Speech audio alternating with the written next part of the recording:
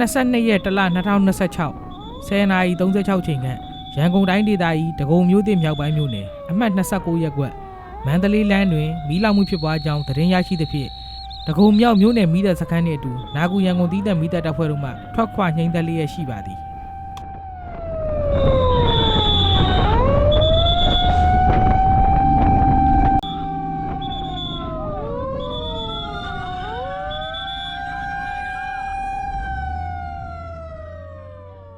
တရင်ရတော့ဒီမန္တလေးဈေးလမ်းထဲမှာပဲဗျ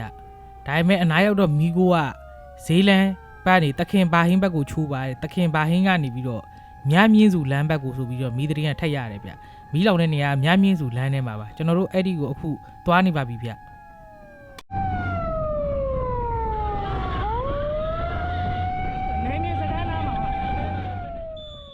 အခုတခင်ဘာဟင်းလမ်းရောက်ပါပြီဒီလမ်းကနေဘယ်ကိုချိုးပြီးတော့ညာပြန်ချိုးလို့ရှိရင်မြမြင်းစုလမ်းဖြစ်ပါတယ်ရောက်ပါတော့မယ်ဗျတစ်ပင်တွေကလည်းနှိမ့်နိုင် Wi-Fi ကြိုးတွေကလည်းနှိမ့်နိုင်ကြောင်းကျွန်တော်တို့ view site ပြီးသွားနေရပါတယ်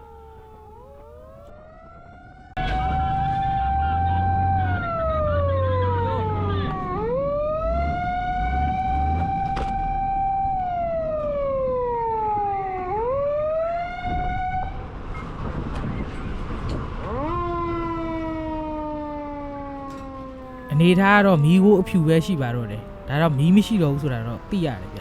ပြီးတော့ကျွန်တော်တို့အရှိမလည်းဒဂုံမြောက်မီးတပ်စခန်းကလည်းရောက်နေပြီ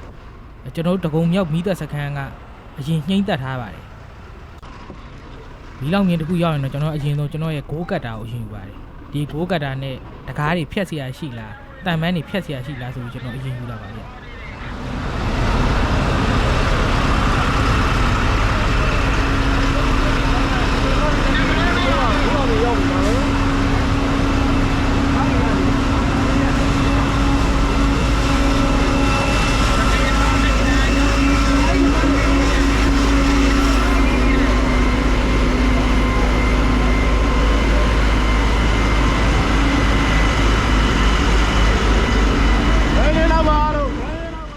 မီးလောင်တဲ့အိမ်ရှိရောက်တော့တကားတွေဖြတ်ပြီးနေပြီဗျအဲ့တော့ကျွန်တော်ဒီဂိုးကတ်တာကိုပြန်ထားပြီးတော့ရေပိုက်နဲ့မီးငိမ့်တက်ဖို့လုပ်ပါတယ်ဗျတပေါက်တချောင်းဘိုးဘယ်ကာပြီးလာဟုတ်အဒီကတက်တောင်းဆက်လိုက်မှာဘယ်လိုလုပ်လဲတက်ဝဲမထောင်းနေလေရောဘောတော့ဝင်လာပြီဘောတော့ဝင်လာရပြီခိုင်းတက်ဝဲထောင်းနော်ဟိုရှိမှဆက်ဝင်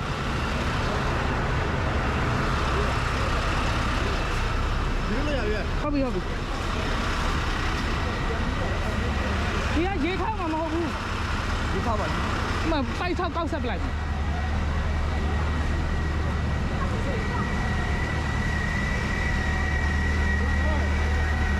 လာဘူး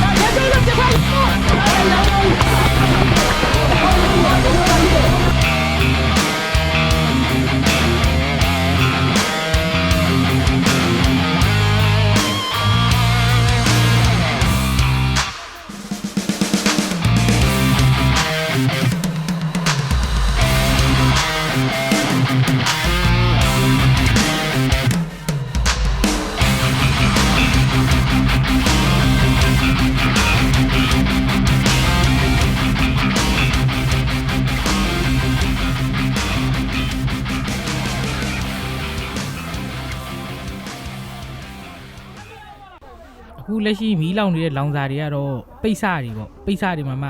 ဂျင်းပိတ်စတွေပါတယ်စပေါ့သားပိတ်စတွေပါတယ်တီရှပ်အသားပိတ်စတွေပါတယ်ပြီးတော့ဒီထဲမှာဆက်ပစ္စည်းတွေလည်းရှိသေးတယ်ဘယ်လိုဆက်ပစ္စည်းတွေဆိုတော့အချုပ်ဆက်တွေအချုပ်ဆက်ခုံတွေပြီးနောက်ပိုင်းမှာဆိုဆိုင်ငယ်တစ်စီးလည်းရှိတယ်ဗျပြီးစီပေပါတွေလည်းရှိတ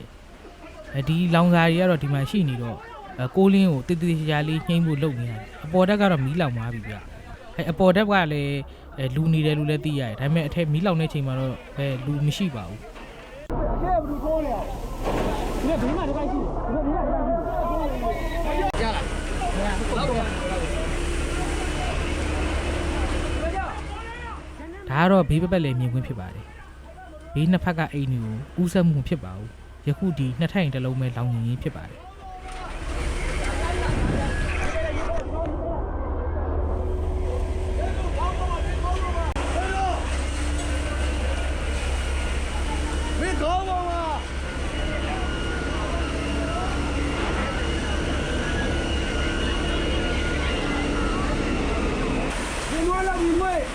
米包掉了嘛不？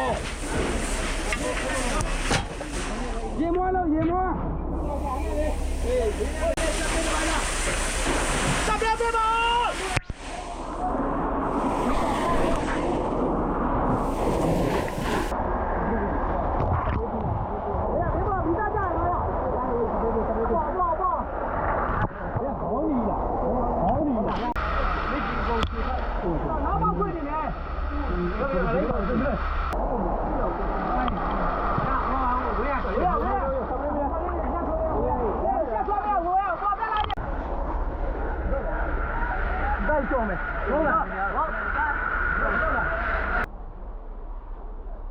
ယခုအဆောက်အဦထဲမှာတော့မီးခိုးတွေကအရမ်းမှုန်နေတယ်မီးခိုးတွေလည်းများနေရတယ်အကြောင်းကြီးကတော့ green box တွေက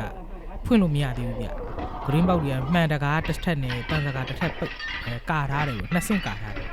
အဲ့တော့ကျွန်တော်တန်စကားတွေကိုဆွဲဖြုတ်ပြီးတော့မှန်တွေကိုထိုးခွဲတယ်ဒီလိုနည်းနဲ့ကျွန်တော် green box တွေကိုဖွင့်ပြီးတော့ဒီအဆောက်အဦတွေကမီးခိုးတွေကိုအပြင်ထွက်အောင်လုပ်တာဗျဒီမီးခိုးတွေရှိနေမီးတပ်သမားတွေအတွက်လည်းအဆင်မပြေဘူးအဲ့ဒါကြောင့်မို့လို့ကျွန်တော်အခုမှန်ခွဲပြီးတော့မီးခိုးထွက်အောင်လုပ်ရခြင်းဖြစ်ပါတယ်ဒါကတက်ဖြက်စီးတဲ့ထင်ပါလို့ရှင်းပြပြီးတာဖြစ်ပါတယ်ပြီးတော့အခုကျွန်တော်ဝင်တဲ့အခန်းထဲမှာဒီရှိရမြင်ရတဲ့စီပီပါတွေကအရင်ထားထားတာဗျအဲ့ဒါကြီးကျွန်တော်တို့အပြင်ကိုဆွဲထုတ်ထားတာဗျ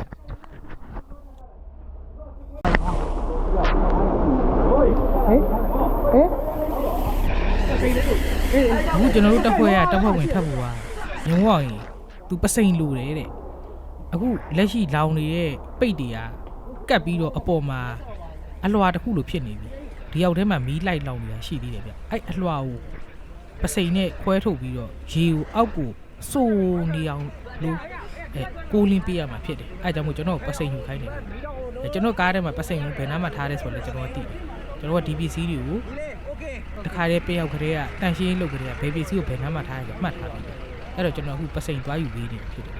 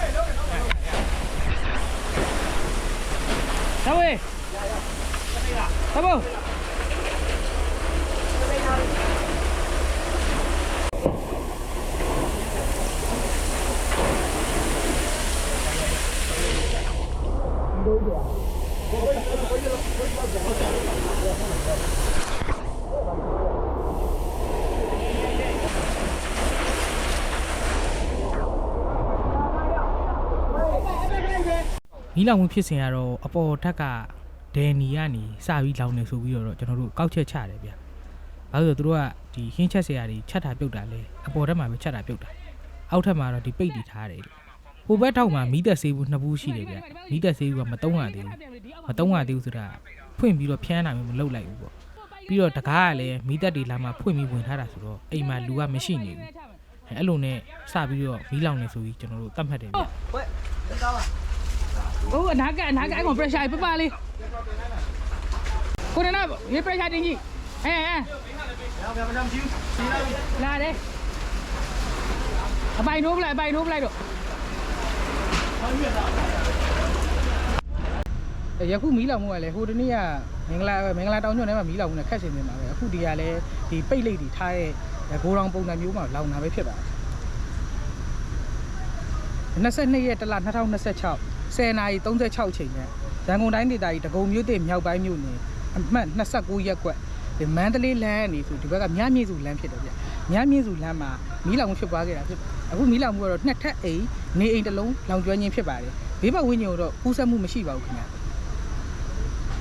ယခုမီးလောင်မှုတော့ဒဂုံမြို့သစ်မြောက်ပိုင်းမြို့နယ်မီးသက်စခန်းဒဂုံမြို့သစ်တောင်ပိုင်းမြို့နယ်မီးသက်စခန်းမြောက်ကလာပမြို့နယ်မီးသက်စခန်းဒဂုံမြို့သစ်အရှေ့ပိုင်းမြို့နယ်မီးသက်စခန်းနာကူရန်ကုန်တီးသက်မီးသက်စခန်းဟိုမှာထွက်ခွာနှိမ့်သက်ခဲ့ပါတယ်ခင်ဗျဘေဘီတောင်ကလာမီးသက်စခန်းလာတာလဲကျွန်တော်တွေ့ပါတယ်10:46ချိန်မှာတော့မီးထိမ့်ပါတယ်10:54ချိန်မှာတော့မီးငိမ့်ပါတယ်ခင်ဗျကျွန်တော်တို့ဘေးပတ်ဝန်းကျင်ကူးစက်မှုလည်းမရှိပါဘူးအထယ်လိတ်တွေဆိုပေမဲ့အထဲမှာလှိတ်လောင်တာမျိုးတော့ဖြစ်ပါတယ်ဗျအားလုံးပဲကျွန်တော်တို့လှဖို့ပါသူတို့ကဒီမှာဒါဂိုးတောင်ပုံစံမျိုးလုပ်ထားတာ အေးပေါ့သူတို့အခုကဂိုးတော်ပုံစံလိုဖြစ်နေတာဟောသူတို့ကသူတို့ကဘေးတော့တိတဲ့ပုံစံမျိုးဆိုရင်ပေါ့ဟုတ်အင်းကြီးရှိဟုတ်ဒါအပြောမှဆိုသူတို့အလုပ်သမားအိမ်ဆောက်ထားတယ်အိမ်ဆောက်ထားတာအဲ့တော့ဒါဒီမှာအဲ့အပိုင်မဲပေါ့အပိုင်မဲလားဒါတွေပိုင်ရှင်တွေပိုင်မဲဖြစ်ဟုတ်တယ်လုတ်ရှင်တွေပိုင်မဲပြောတယ်ဟုတ်ကဲ့ဟိုရှိတဲ့လူကြီးကအခုလက်ရှိရှိတဲ့လူတွေကပြောမှဆိုတော့အလုပ်သမားတွေပေါ့ဟုတ်ကဲ့ဒီမှာလက်ဖေးသွားတော့လက်ဖေးသွားတော့လည်းပြောတယ်အဲ့တော့အဓိကအဲ့တော့ကြားတယ်မင်းတို့ကမသိတယ်ဒါတော့ဟိုကျတော့သိရတယ်ပြီးတော့ကိုဘက်ထောင်မှာမီးသက်ဆေးဘူးတွေပါရှိရတယ်အကုန်လုံးတကားရဆိုကျွန်တော်တို့ဖွင့်ပြီးဝင်လာတယ်အဲ့ဒါကြောင့်မလို့မတိဖြစ်သွားတာဟုတ်အဲ့မတိဖြစ်သွားတာဟိုတော်တော်ကဖွင့်လာပြီးမေ့ပြီးတော့ထားရခဲ့တာလားဘာလားမှမသိတာဟုတ်တယ်ဟုတ်တာဖြစ်မှာပါတော့အဲ့တော့စင်းကိုင်းလားဗျားသားလားရှင်းကျင်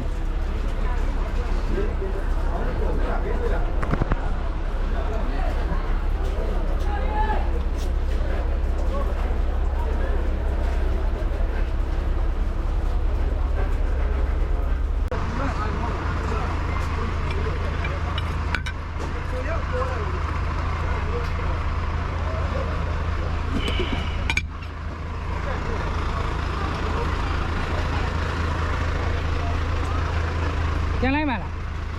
ဒီက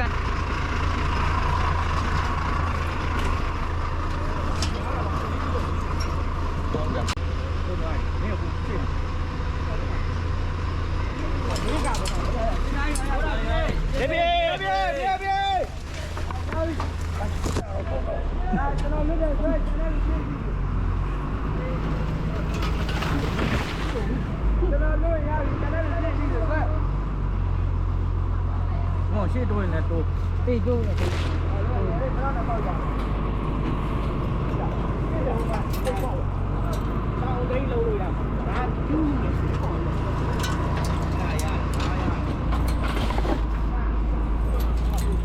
ျိုးဟိုကျင်းမှာဒီကောင်ပွဲနေတဲ့ဟာကြီးကိုပိုကြည့်တယ်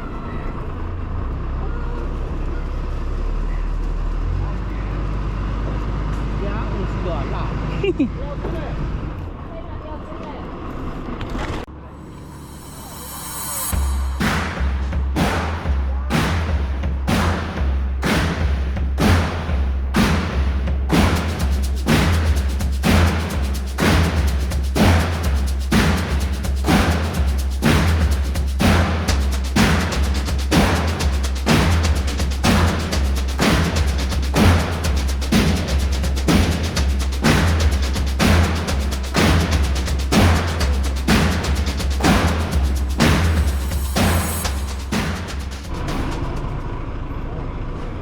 အကျိုးတော့ရှိဒီမှာအကျိုးတော့ကျွန်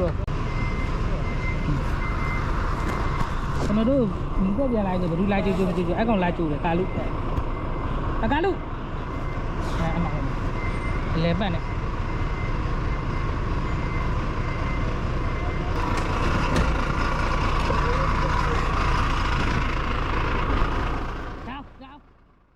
မီလာမှုမှတ်တမ်းနဲ့ပတ်သက်တဲ့ဗီဒီယိုများကိုကြည့်ရှုလိုပါကကျွန်တော်ရဲ့လှဖို့ channel ကို subscribe လုပ်ထားလို့ရပါတယ်ပြီးတော့ကျွန်တော်ကစေတနာဝန်ထမ်းမီးသက်သမားတစ်ယောက်ပါကျွန်တော်ကတော့လှဖို့ပဲဖြစ်ပါတယ်ခင်ဗျအားလုံးပဲကျေးဇူးတင်ပါတယ်